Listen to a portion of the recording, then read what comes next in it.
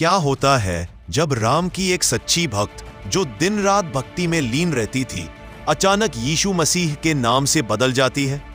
क्या वजह थी कि उसका पूरा जीवन, उसकी सोच और उसका विश्वास एक ही पल में बदल गया?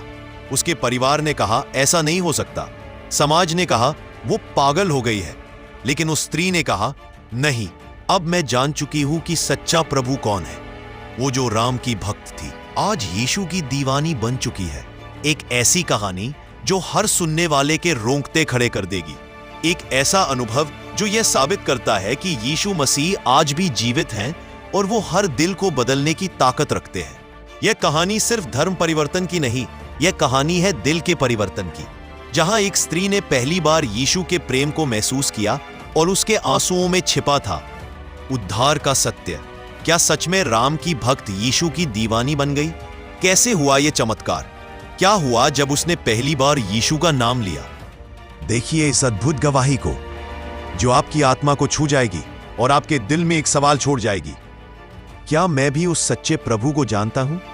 अगर आपको ऐसी सच्ची और आत्मिक कहानियां पसंद आती है तो अभी सब्सक्राइब करें हमारे चैनल उद्धार की कहानी को, वीडियो को लाइक करें, अपने दोस्तों के साथ शेयर करें और कमेंट में बताइए क्या आपने भी कभी ऐसा अनुभव किया है? तो दोस्तों चलिए सुनते हैं मिस्टीरियस लाइफ टेस्टिमनी जिसने सबको हिला दिया लेकिन दिलों को छू लिया। एक हिंदू परिवार से विश्वास में आई हूँ। मैं भारत में, इंडिया में जब रहती हूँ तो मेरे माँ बाप, मेरे जो क्या बोलते हैं नाना नानी, सब लोग हिंदू परिवार में से थे। बचपन से लेकर मैं रामायण, महाभारत, ये तो सब आपने सुना होगा। हाँ, तो वो सब कुछ बचपन से लेकर उनसे सीखती हुई, पढ़ती हुई मैं आगे बढ़ती हुई आई। हर रोज़ मंदिर जाना, ये सारी चीज़ें मेरे जीवन में थी। लेकिन पता है क्या हुआ? एक चीज थी मेरे अंदर, एक खोज थी, सच्चाई क्या है। जब मैं इतने सारे कहानियों को पढ़ती थी जो हिंदू धर्म में बोला जाता था, उन सब के बीच में मुझे ऐसा लगता था कि मेरे भगवान मुझसे कहते हैं झूठ मत बोलो, चोरी मत करो, ऐसा मत करो, वैसा मत करो, लेकिन अगर वो खुद ऐसा करते हैं तो कोई उन्हें बुरा नहीं कहता, है ना। कृष्ण चोरी करता था लेकिन कोई बात नहीं, है ना, वो उसकी लीला होती थी, लेकिन मैं करूँ तो मुझे पिटाई मिलती थी, है ना। तो ये सारे सवाल मेरे अंदर हुआ करते थे। सच्चा जिंदा परमेश्वर कौन है, यही चीज़ मैं ढूंढती रहती थी। और उसके बाद क्या हुआ, एक समय में मेरे साथ ऐसा हुआ, मेरे नाना ने मुझे बताया कि ये जो सारी कहानियाँ हैं वो इसलिए लिखी हुई हैं किताबों में ताकि आप अपनी ज़िंदगी को अच्छा कर सकें। आप पाप नहीं करो, गलती ना करो, दूसरों को परेशान ना करो। फिर मैंने सोचा कि फिर मैं इनकी पूजा क्यों करूं अगर सिर्फ अच्छी जीवन के लिए बनाया गया है। अगर वो स्वर्ग में रहते हैं तो मैं स्वर्ग में क्यों नहीं रह सकती, मुझे क्यों नहीं लेके जाएंगे वो? मुझे ये सारी सवाल मेरे मन में हुआ करते थे। तो उस वक्त क्या हुआ कि एक दिन मैं 5वीं क्लास में, 5th स्टैंडर्ड में पढ़ती थी, तो उस वक्त मैं बिल्कुल निराश हो गई थी कि कोई मेरी प्रार्थना नहीं सुनता, कोई मुझे जवाब नहीं मिलता। मैं रोज़ मंदिर जाती हूँ, मैं रोज़ प्रार्थना करती हूँ, मैंने कभी ईश्वर को देखा क्यों नहीं अब तक। तब मैंने क्या किया, 3 बजे के करीब बहुत खेल खेल के आने के बाद में मुझे बहुत भूख लगी। मैंने बैठकर ऊपर की तरफ देखा और पहली बार ईश्वर का नाम नहीं लिया, लेकिन मैंने कहा अगर कोई जिंदा परमेश्वर है, अगर कोई सच्चा परमेश्वर है तो मुझे कुछ खाने के लिए दे दे। 5वीं क्लास में पढ़ने वाली बच्ची ने ये प्रार्थना की और पता ही क्या हुआ, 2-3 मिनट के अंदर मेरे पास में जो केले का पेड़ था उसके ऊपर एक कौवा आके बैठा। कौन आके बैठा? कौवा आके बैठा।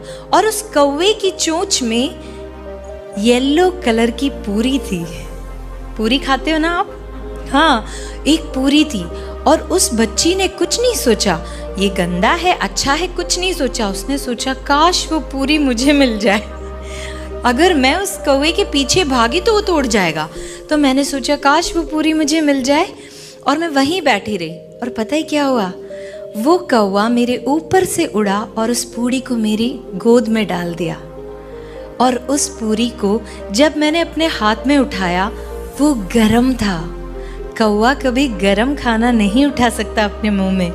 मुझे नहीं पता कि किसने वो पूरी बनाई थी, किसने कौवे को दिया था, और मैंने उस पूरी को खा लिया। और उस वक्त पहली बार मुझे ऐसा लगा कि कोई ना कोई है जो मेरी प्रार्थना सुनता है। वो मेरा पहला प्रेयर था जो पूरा हुआ। और आप जानते हैं, बहुत बड़े होने के बाद जब मैंने बाइबल पढ़ा तब मुझे पता चला कि हमारे परमेश्वर में एक आदत है, जब भूख लगती है तो कौवे के द्वारा खाना खिलाता है। तो वही चीज उसने मुझे 5वीं कक्षा में दिया था। आप सोचकर देखिए, उस वक्त मेरा विश्वास तो जरूर जागा, लेकिन मुझे पता नहीं था कि सच्चा ईश्वर कौन है। किसी ने मुझे यीशु मसीह के बारे में तब तक बताया नहीं था। फिर उसके बाद में मैं नर्सिंग पढ़ने के लिए राजस्थान में आई। जब मैं नर्सिंग पढ़ने गई तब तक मेरे अंदर भूख बढ़ चुकी थी कि मुझे जानना है कि वो सच्चा परमेश्वर कौन है। इस पूरे संसार को बनाने वाला कोई तो होगा। और उस वक्त क्या हुआ, मैं जब वहाँ गई मैंने सोचा अब मुझे ईश्वर मिल नहीं रहा, तो मैं क्यों ना ईश्वर के पास चली जाऊं। अगर वो मेरे पास नहीं आता तो मैं उसके पास चली जाती हूँ। ये सोचकर मैंने ये सोचा, प्रभु आप तो मेरे पास आ नहीं रहे हो, मुझे दिख नहीं रहे हो, तो मैं आपके पास आना चाहती हूँ। और वो कैसे होगा, मर के, है ना। और मैंने ये तय किया कि जब मैं नर्सिंग की पढ़ाई करने के लिए अपने हॉस्टल में हूँ तो मैं जहर खाकर अपने आप को ख़त्म कर दूंगी।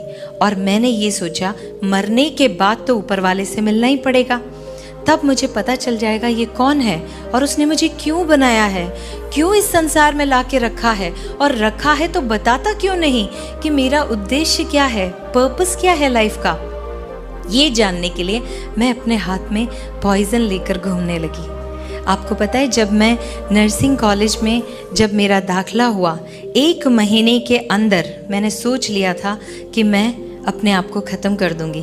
मेरे जो साथ में जितने भी बच्चे थे वो सारे अपने अपने घर चले गए ताकि वो अपना सामान लेकर आ सके, लेकिन मेरे मम्मी पापा तो सामान सारा लाके मुझे हॉस्टल में छोड़ दिया था। तो इसलिए मैं अकेली हो गई। तो मैंने सोचा कि 10 दिन की छुट्टी मिली है उन लोगों को, 90 दिन मैं अपना जहर खाऊंगी, 10वें दिन वो लोग आएंगे और मेरा बॉडी उनको मिलेगा। देखिए, मेरे अंदर ये प्यास थी उस सच्चाई को जानने की कि वो सच्चा परमेश्वर कौन है। मैंने अपना जहर लेकर संभाल कर रखा अपने रूम में। उसी रात को, 90 दिन के रात को, मेरी एक सीनियर सिस्टर ने मुझे आकर बोला, बेटा तुम अकेले क्यों बैठे हो, हमारे यहाँ नीचे प्रार्थना होती है, आप हमारे साथ चलो, सिर्फ गाने वाने सुन लो और प्रार्थना करके वापस आ जाना। मैंने कहा ठीक है, मरने से पहले थोड़े गाने सुन लेते हैं। फिर मैं नीचे उनके पास गई और वहाँ जाकर मैंने प्रार्थना सुनी और उन्होंने अपने वचन में ये बताया कि हम तो स्वर्ग के निवासी हैं, ये पृथ्वी तो हमारा रास्ता है। मैंने सोचा मेरी जैसी लड़की, इतनी गुनाह पाप गलती सब हुई होगी उसके जीवन में, कैसे इतनी कॉन्फिडेंट है कि वो स्वर्ग जाएगी। फिर मैंने वो दीदी से जाकर पूछा कि दीदी आपको इतना विश्वास क्यों है कि आप स्वर्ग जाओगी, मेरा प्रभु तो मुझे नहीं ले जा सकता स्वर्ग क्योंकि मैंने पाप किया है। तब वो दीदी ने मुझसे कहा कि मेरे यीशु मसीह ने, यानी कि आपके यीशु मसीह ने उनके लिए एक रास्ता तैयार किया है कि जहाँ पर वो रहे वहाँ पर आप भी रहो। और जब मैंने ये सुना, जो सपने में भी स्वर्ग के बारे में नहीं सोच सकती थी, मैंने सुना तो मुझे बड़ा गुस्सा आया। मैंने कहा यीशु मसीह, आपके जैसा गंदा खुदा मैंने कभी नहीं देखा। आपने क्रिश्चियंस के लिए रास्ता बनाया और मुझे भूल गए, सारे हिंदुओं को भूल गए, सारे मुस्लिमों को भूल गए, बाकी बुद्धों को भूल गए, सारे लोगों को आप भूल गए, सिर्फ क्रिश्चियंस के लिए बनाया। मुझे बड़ा गुस्सा आया। लेकिन वो दीदी ने मुझे कहा ऐसा नहीं है, उसने ये सारा रास्ता मनुष्य जाति के लिए बनाया, किसी और जाति के लिए नहीं, मनुष्य जाति के लिए बनाया। तो मैंने पूछा क्या मैं भी उस स्वर्ग में जा सकती हूँ?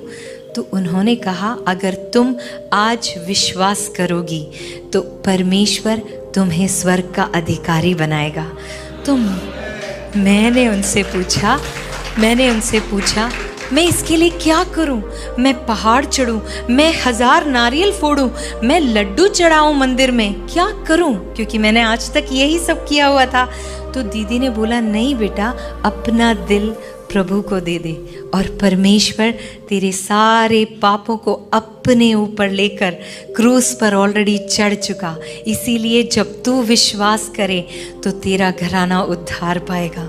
मैं उस वक्त विश्वास नहीं कर सकी कि ऐसा भी कोई प्रेमी परमेश्वर है जो मेरे गुनाहों को अपने ऊपर लेने के लिए तैयार है।